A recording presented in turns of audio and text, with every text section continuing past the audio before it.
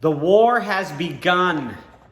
Decentralized money against centralized money. I believe the final boss is coming and the war has begun.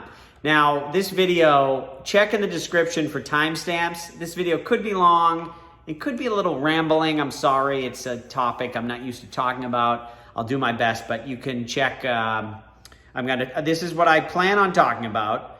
The war, what the centralized team wants. It's not about taxes. The peak of the war, we'll see the bridge between the two. We could see that break, meaning you can't move from crypto to crypto or back.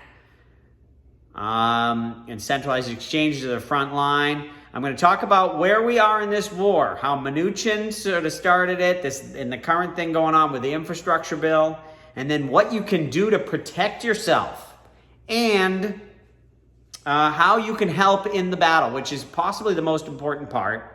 And I'll tell you right now, just simply, Coin Center is sort of the most trusted source for what's going on and ways you can help, in case you don't listen to the whole video, but you already agree with me. But otherwise, that's at the end. You can check the description for timestamps. All right, let's get to it. So, decentralized money, and I'll start from the beginning here. Decentralized money is money that nobody controls, like the internet. Nobody controls the internet, right? And it can't be stopped unless you shut off every computer. Anybody can join on the internet, and anyone can leave it. It's free. Decentralized money, like the Ethereum network, that's what it is. Same thing, okay? It can't be stopped. No one's in charge. Centralized money, right? You have the central bank, which is, a few people decide when to issue new money, who gets that money, and each bank has their own database that they control. It's centralized. Everything is controlled from the top, and everything's permissioned. You can't just go deposit money in the bank. You have to go there. They have to give you permission to do it. You can't just write software applications that make this bank connect to that bank. You have to go get permission from each bank. You can't just open a bank and connect to the API of the Fed. You would have to get permission. Everything's permissioned. On the decentralized world, it's all open and free. Anybody can work and do things, which is why it's growing like crazy. So you have these two worlds. One is the crypto networks world. The other is fiat money, legacy world. And you can sort of view it too as just, one is old software, one is new software. The new software is much better. It is faster, it's more secure, it's international, it's open to anyone, it has fair rules. I could go on. It's easier for developers to build on. It's less expensive for users to use. Okay, so those are the two sides. Now, the centralized money, their argument would be, we have control and this is good, so we stop criminals, we stop bad things because we have this control. Let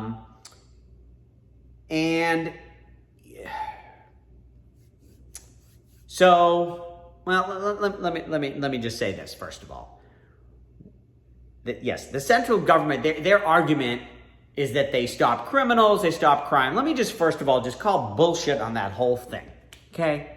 If the government cared about stopping terrorists, and they do care, but if they were gonna make progress on it, maybe they wouldn't give like 60,000 military vehicles to the Taliban. Maybe they wouldn't be giving Black Hawk helicopters to the Taliban. A few years ago, that Iran deal, they gave $200 billion to Iran. Maybe these things they could focus on rather than thinking that Dogecoin and the leader of Afghanistan fled right away with a bunch of cash. There were reports it was 150 million. Some people say not so much. But if he fled Afghanistan, do you think he took with him Dogecoin? Or a hardware wallet with our Bitcoin? No. He flees the country with US dollars, cash. US dollar cash is the vehicle of choice for criminals. Should we ban it? Nobody's talking about that. And, there's all this, they could use cryptocurrency for crime. I mean, now there are privacy options available. This stuff is very user-friendly, difficult. Like if you're an idiot who runs around blowing up people and you believe in this stupid religious crap and you want to, make a caliphate like they had in the 1500s, you're not somebody who's smart enough for, the new financial software. These people aren't using crypto, nor are they going to anytime soon. They're a bunch of idiots. Talk about these terrorists. They're dumb, okay? They're behind, okay? They use the paper dollars and they probably want gold. They're not using crypto. So, and you need to be real smart to keep your crypto private to the point that somebody can't track you down. Like real smart. Like it's, you can sort of keep stuff private, but if you go blowing something up, believe me, you left a breadcrumb somewhere, they'll find you, okay, on crypto. But if you got US dollars, a lot easier to stay private. So this whole thing, and also KYC, AML, know your customer, anti-money laundering. They want to surveil every single transaction, which isn't just the fact that, they're spying on everybody in the world, but they collect all of this data, and what has it done? There are statistics that show that all of this data collected has done nothing to stop terrorism. I wish I had the statistic. I don't. It doesn't do anything. Oh, and what I was going to say is, it's not just that they're surveilling. They force software developers, they limit innovation in order to do all this tracking that doesn't do shit. So they're hurting our ability to move money around and produce and create so that they can have more data that turns into nothing. Anyways, crypto now is this decentralized system that is fair, and although it is public, and so you can do surveillance, you can follow all this stuff. In fact, that's another thing I'm going to talk about is I have a solution for the taxes. I'll talk about that in a second. I have an easy solution for the government that doesn't require them being stupid and fighting a war with crypto people. But what I was going to say, I knew this is going to be a rambling mess. My apologies, but I'm just going to do my best here. They want the ability, the government wants the ability to see everything, be able to reverse a transaction, and be able to take the money if they want it. And you can say, well, they have noble intentions and they'll only do that in the right circumstances. And I say, you're full of shit. And if you believe that, you're crazy. But anyways, they want that ability. But decentralized crypto networks, they're a fair game, and no one person controls the software. So when the government says, hey, we want you to implement this software, you can't just, they can't do it. Nobody can do it. You have to get the entire community. So if the government wants Ethereum to issue 1099s, they have to get all of the nodes to agree to some new software. I mean, I guess the US government would have to submit an EIP, which, an EIP protocol that goes through years of discussion, and all the developers agree to it, and then they all put it into one of the fork upgrades to send the US government 1099s. Ain't gonna happen. It's not. Stupid. So, this is not about taxes. The tax, God, I can't go in a straight line on this. I just can't stay focused here. This is not about taxes. I guess I'll explain that now. Okay. So, and crypto people, we're not against, I get it. You got to pay some money to these idiots. Granted, they're wasting their money and they're all a bunch of numbskulls who mostly use it for fighting wars, which lately all they do is lose. But whatever, I live in a lovely country. They want to take some of my money, fine. We agree to that. Okay? I pay my taxes. And I grit my teeth when I do. But anyways, so the law now is these brokers, in the fiat world, E-Trade and Schwab or whatever, they track all your trades and you get a 1099 and you pay your taxes on your cap gains and it's all done. And so for custodians holding your money, they want those brokers to do that if they're crypto brokers. So Coinbase needs to do the same thing and Gemini needs to do the same thing. They don't disagree with that. They're fine with that. So this thing, brokers need to issue 1099s, like that's what the bill's about. That's not what the bill's about. That's already like a done deal. No one cares. The problem with this bill of what they want to do is it's not that. And it's not about taxes either. Okay?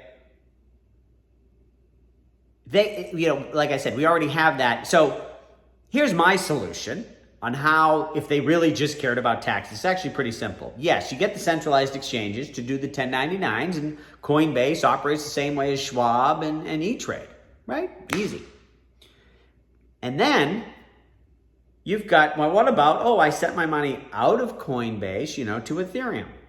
Okay, so then, but Coinbase knows what public address you sent it out to, and then it's off in Ethereum and everything's public. So then the government could create software that tracks. Coinbase could report which public addresses I sent money out of Coinbase to. And then the government could use its own software to track that public address and see all my trades and everywhere I moved money. And they could add it all up themselves and create their own 1099s. Or, they could know my public key and have some software and then force me to sign up at one of these companies and have them run the reports on these public addresses. Now, there is ways then to move your money to hide it, right? I could move it to Tornado Cash and move it to a new wallet that nobody can track. No one knows it's me. Okay. Well, then they could have a thing like, if you send it to a public address and then the money disappears, like you've sent it through Tornado Cash, you get a 10% exit fee. And then you want to bring it back in, you get a 10% entrance fee. Okay, is that, maybe, that's, they lose some money on that compared to whatever's going on now. But it's like at some point, you got to understand we're moving to a new world here. And there is some need for privacy. We got to figure things out. And I'm not saying that's the ultimate solution. And I'm not a tax guy. It's not like I've figured all this out. But I'm just saying that seems like a pretty basic solution. The brokers track the money. If you send it out to the public blockchain, you have software that can figure it out by looking at all the public information. And if you send it to somewhere that's not public, you pay an exit fee and an entrance fee to come back. Easy. But that's not the interest here. What is this about? This is about these idiots in power staying in control. Do you think that would we have spent $6 trillion, or however many trillion it was, in Afghanistan, literally accomplishing nothing, except for at the end giving tons of weapons to terrorists? Do you think we could have done that if they weren't able to print money? No. Do you know, what is the main use of money printing? Well, in 1913, all the Western countries went off the gold standard in 1913. Why? So that they could join in and fight World War I, the stupidest war ever. Although Afghanistan may top as one of the stupidest, not as big as World War I, but apparently incredibly stupid. So they couldn't be that stupid without the money printing. Both World War I and this. World War II we fought, which turned out to be a war that actually wasn't bad, especially for the United States. We fought against, Germany, where the war was stupid. They had an asshole running around killing people, Hitler. They couldn't have done that without the stupid money printing. The United States, we didn't do a lot of money printing. We went into debt. We borrowed money. And maybe that's because it was a noble cause. If the cause is good enough, borrow the fucking money. And if you can't print, you got to pay it back. Whatever. So this money printing is mostly, the biggest use for money printing is corruption and war. crypto networks, which force a fair monetary policy, is probably the best weapon to stop war and terrorism. So, where was I? I mean, I'm trying to get to the next point in my list here, but let's see. I talked about the taxes. Yeah, it's not about the taxes. It's so that these people, we got a gerontocracy, bunch of old people in power who are completely incompetent in everything, right? Look at the COVID response. I mean, at least we have some corporations in America that made vaccines, thank God.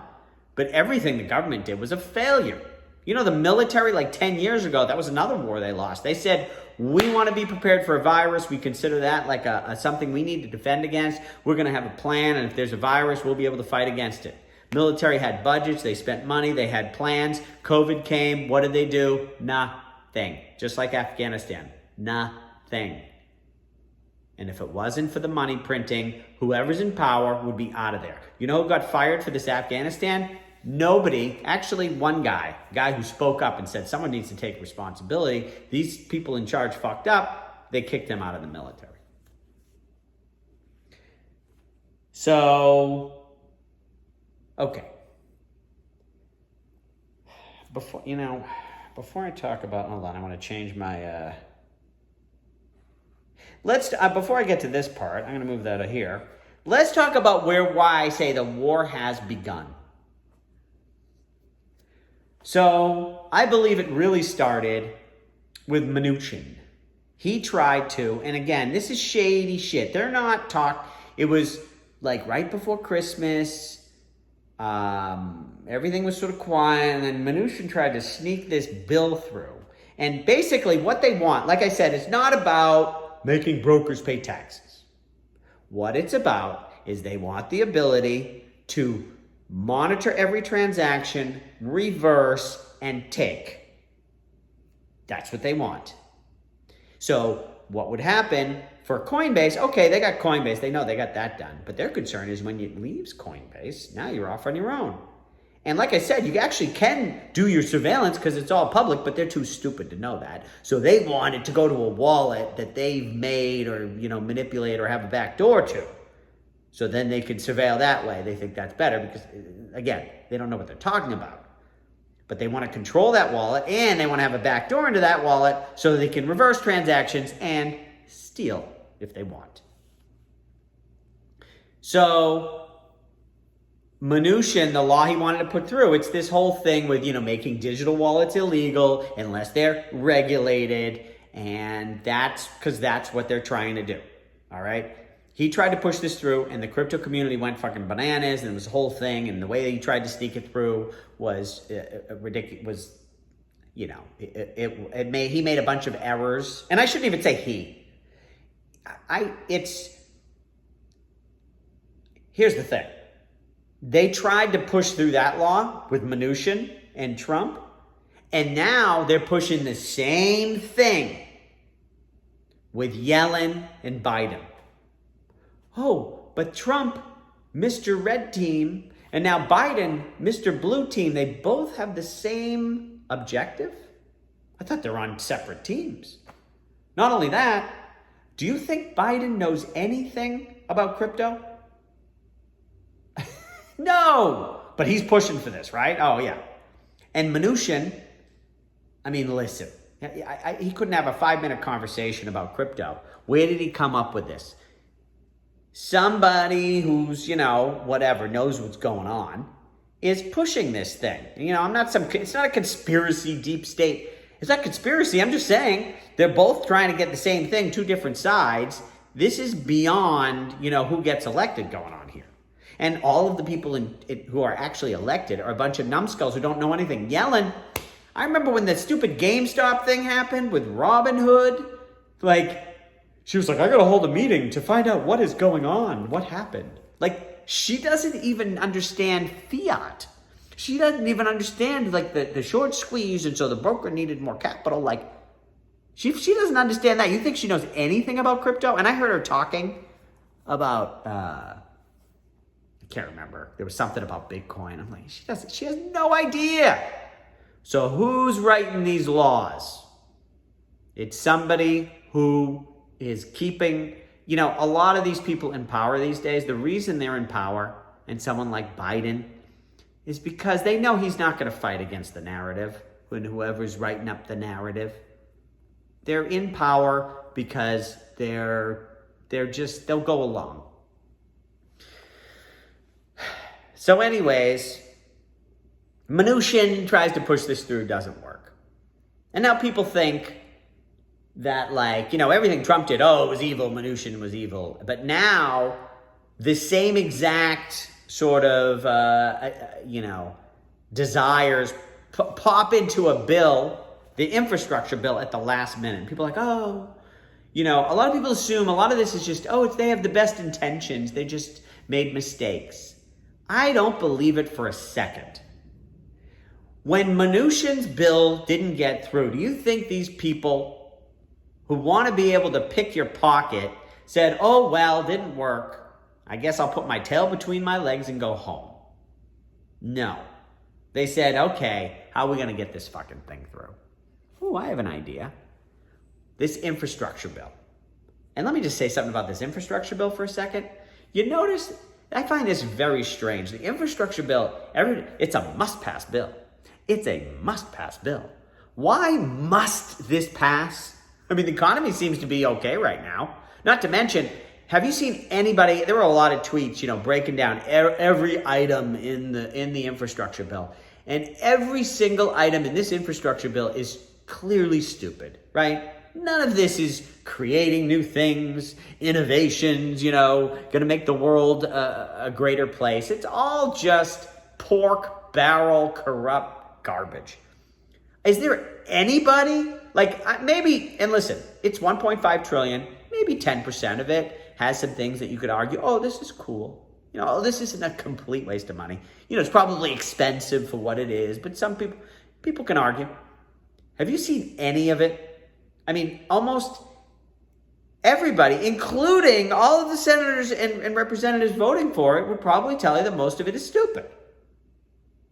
But it's a must pass. What is this must pass? Have anybody explain why it must pass?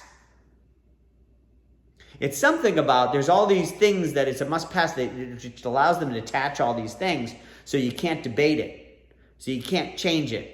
So you can't this, and they can just ram through 1.5 trillion. Okay, so they got the must pass. And then, so this thing, they were supposed to vote on it on a Friday. And on Thursday, all of a sudden, this rule for crypto, which says anybody who touches crypto is breaking the law. Basically. So if you're a validator, and for those who don't know, exactly, if you're like a validator or a miner, basically you're running a node that processes transactions.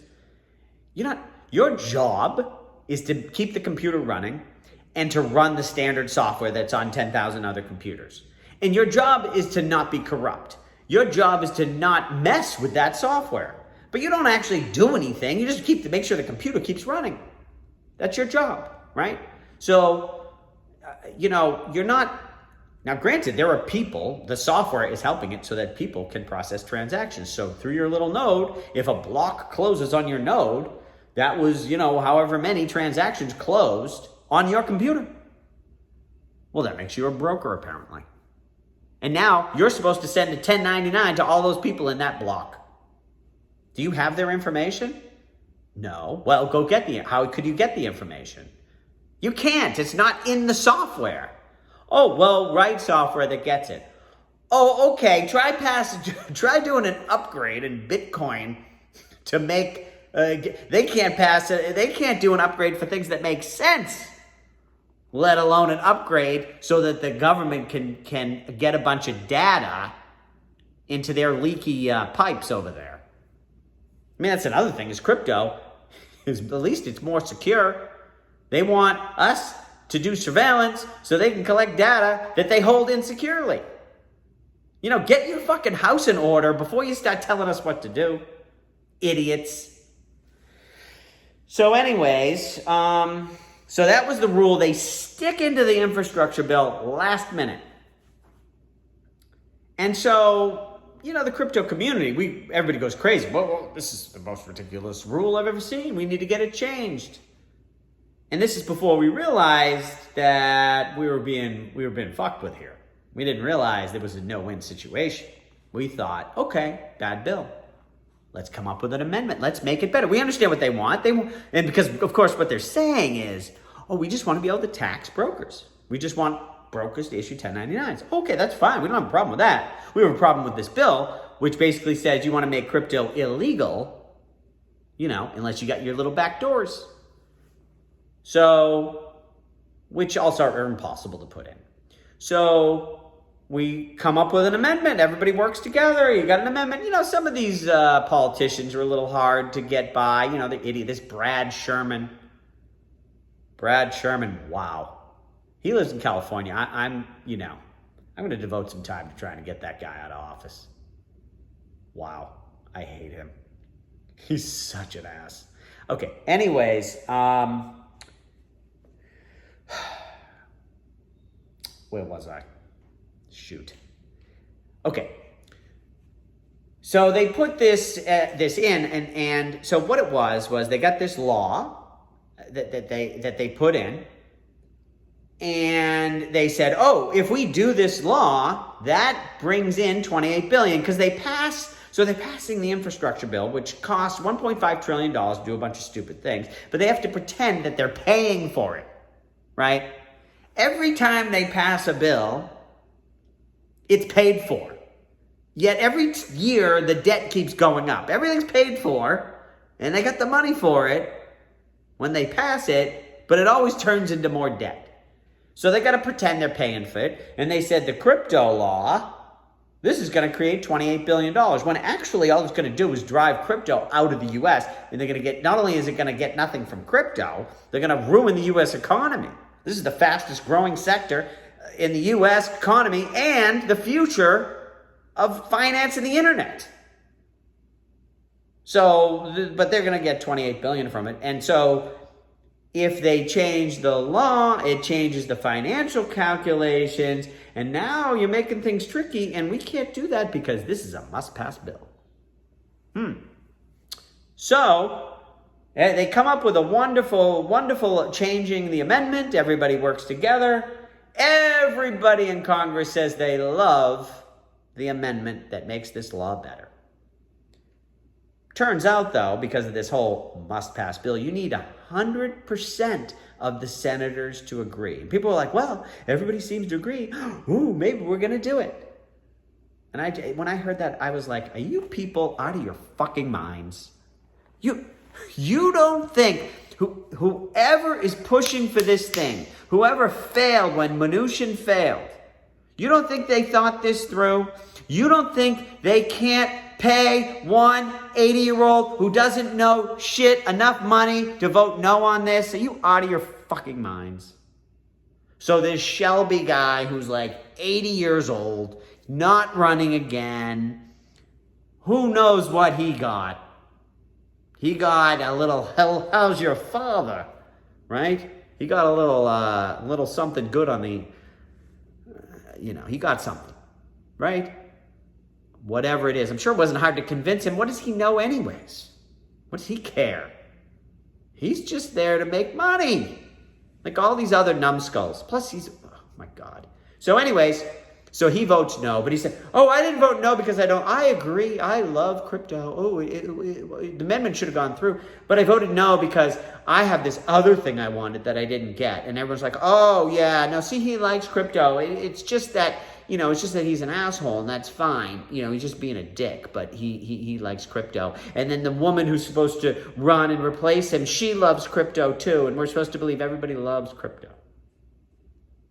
Don't be naive, my friends. Someone's playing a game here with the 3 steps ahead of everybody. And so now it's going to the House. And I don't know the total mechanics on how all this works. But it doesn't matter that 100% of the senators wanted to change the rule in this bill. And I'm sure it doesn't matter if 100% of the representatives want to change the way this crypto law in the bill. Doesn't matter. It's probably going through. And listen, I say that without knowing anything, but from what I've seen so far, it looks like it's done. So now we're going to have a law in America that gives all the power to the Treasury to do whatever the fuck they want. Now, oh, but you know what? I spoke to somebody at Treasury and they said they just wanted a law that gives them a lot of leverage so that they could write good laws, you know, and we don't want to make anybody who's not a broker into a broker, you know. Please trust us, we wouldn't do the wrong thing. And everyone's like, oh, okay, they have good intentions. Are you out of your fucking minds? They need money. It's like a drug, this Ponzi scheme, and it's getting to be big dollars. They need more and more and more every year to keep the Ponzi going. And the only thing booming right now is crypto. Where else are they going to get it? I mean, granted, some of these big tech companies, and they're working on that too. So they passed this law, and what they want to do, what you'll see happening is it's going to be they're going to make wallets illegal. It's going to be illegal to have MetaMask in America or any of these wallets, and you're going to have only have an approved wallet. So then what happens is you've got two worlds, right? You got the fiat world. You got the crypto world, and the bridge, somewhere like Coinbase. You go to Coinbase, and you're in Coinbase. You can send it back to Bank of America, or you can just send it out and send it to the Ethereum blockchain, or to whatever blockchain you're working with. But if all of a sudden you can only go to approved wallets that are also these, it's sort of like they've got the wall here, and right now you can jump over the wall and go to crypto, but then they're going to say you can't jump over the wall. You can only go to other wallets that are on this side of the wall. So they basically move the wall here, and now there's a few wallets. But they're basically want to put up a wall so that nobody can go over there. Or if you go over there, you're a terrorist. You're illegal. You're a bad guy. All you people, including developers, working on the software of the future, both financial and Web 3.0, you're all terrorists and criminals because you're thwarting the U.S. government's ability to fight terrorism, right?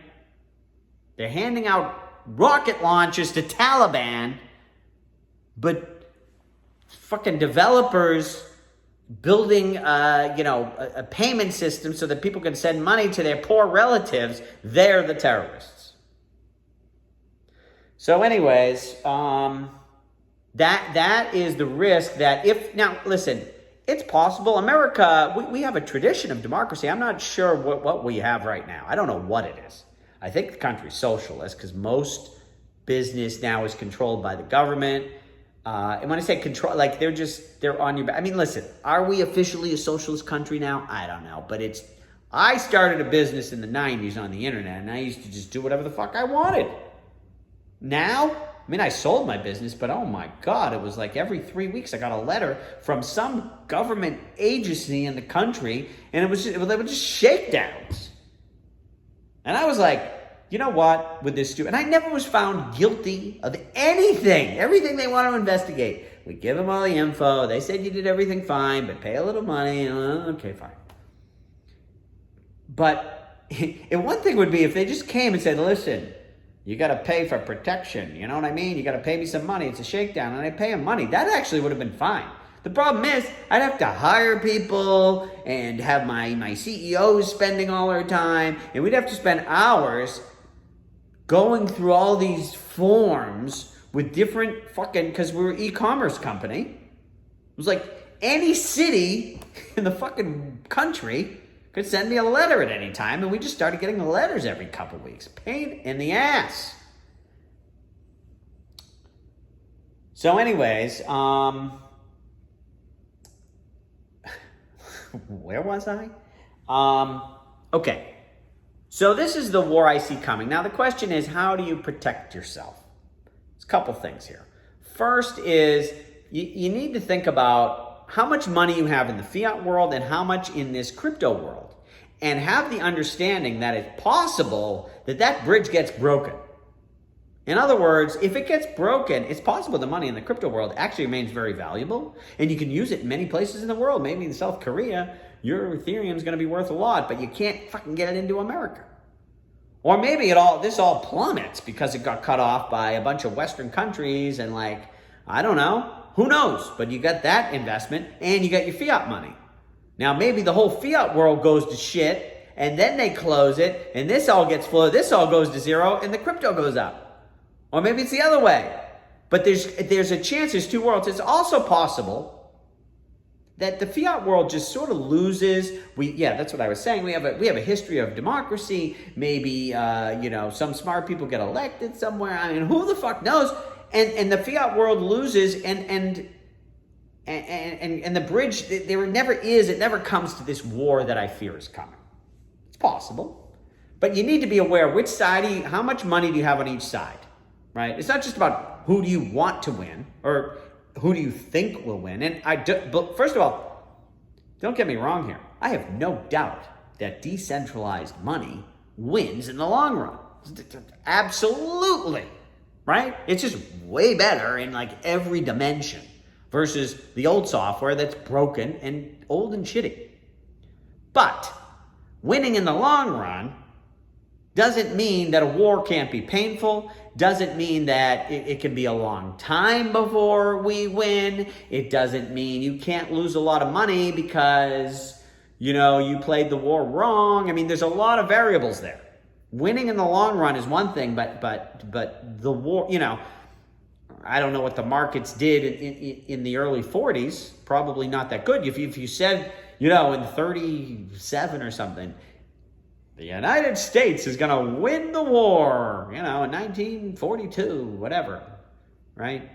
Pardon me if I get some dates wrong. I'm not that old. But anyways, they're going to win. Okay, great. That doesn't mean that for the years that we're in the war that everything's good, right? I remember my grandfather was telling me, that you couldn't buy a tire because every piece of rubber had to go to the government for the war, right?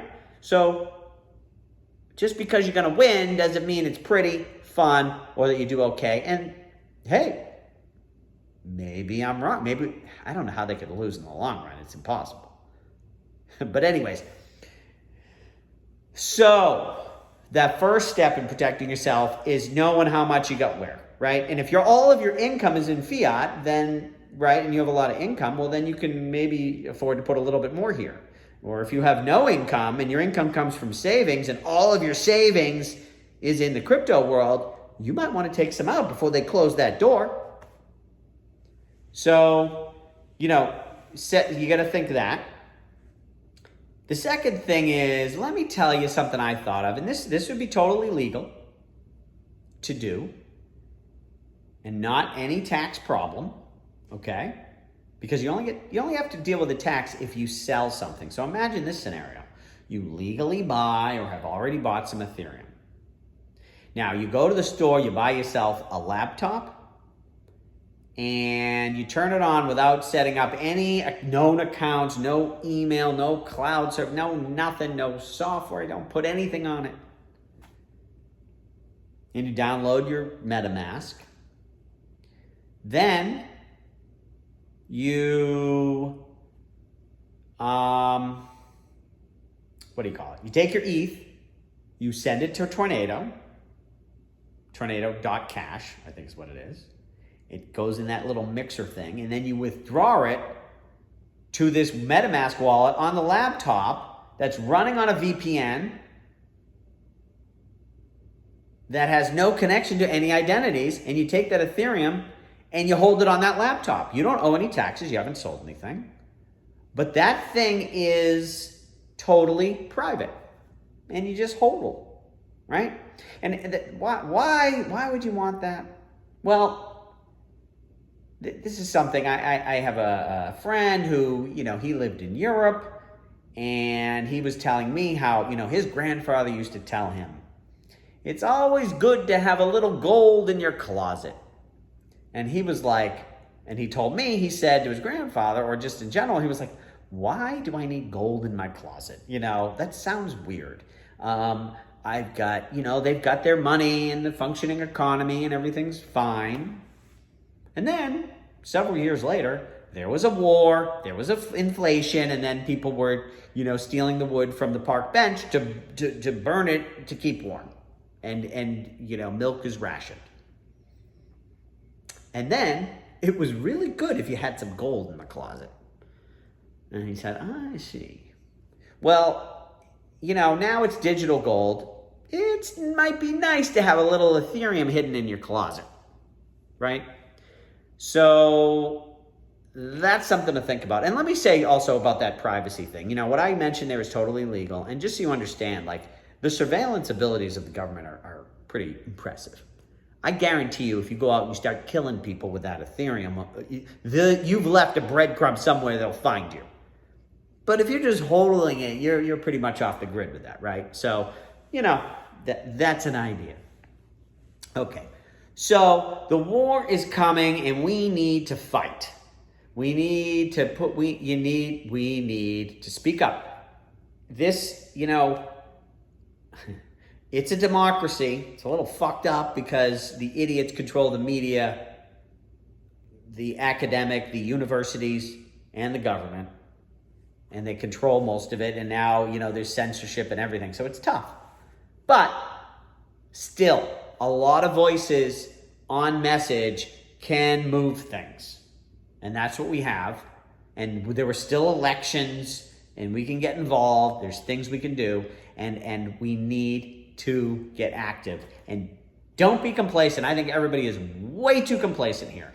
In the early, in 2012 or whatever, everybody was like, oh, this Bitcoin is amazing. Oh my God, the government is going to try to destroy it. They're going to destroy it. They're going to destroy it. Everyone was so paranoid. And then, honestly, everybody was like, they let it go. We had some nice regulations. Things were fair. There was a crackdown in 2015, but it was against actual criminals, right? Silk Road, selling drugs and having murder, they were selling murder contracts. I mean, they closed it down. Mt. Gox, total fraud, disaster. People stole money. They went after that. Okay, that was all fine.